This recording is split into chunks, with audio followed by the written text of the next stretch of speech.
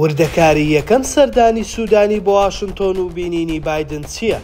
ئایا سەردانەکە چ کاریگەریەک بەسەر حکوومەت هێرێم و هاوڵاتیانی کوردستان و بایکۆتەکەی پارتی جێدەهێڵێت؟ بە گوێرەی ڕاگەیەندراوی کۆشکی سپی بڕیارە 15 مانگی چوار لە واشنتۆن جۆ بایدن سەرۆکی ئەمریکا لەگەڵ محەممەد شیع سوودانی سەرۆک وەزیرانی عێراق کۆ ببێتەوە. کۆبوونەوەکە بە یەکەم دیداری ڕاستەوخۆی بایدن و سوودانیدا دەدرێت. کۆشکی سپی لەبارەی ئامانجی دیدارەکە نووسیویەتی لە کۆبوونەوەکەدا باز لە کۆمەڵێک کێشە دەکرێت، لەوانە جەنگی دژ بە ڕێکخراوی داعش و چاکسازی ئابوووریەکان و پێشخستنی ئابووری عێراق.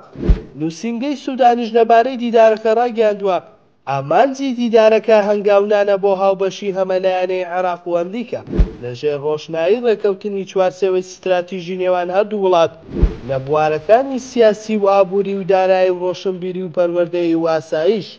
سەردانەکە دوای ئەوە دێت سەرەتای ئەم مانگە مەسرور بارزانی سەردانی واشنتۆنی کرد بە بێبینینی بایدن کە بە گوێرەی میدیای ئەمریکی پێویستی وە بیبینێت لەگەڵ چەند بەرپرسێکی ئەمریکا کۆبوویەوە بە ئامانجی ئەوەی فشارەکانی بەغدا و دادگای فیدراڵی بەسەر حکوومەتەکەی کەم بکاتەوە، بەڵام هیچ هەنگاوێکی لەو شێوە لێ نەکەوتەوە و ئەمریکا هیچ فشارێکی نەخستە سەر بەغدا.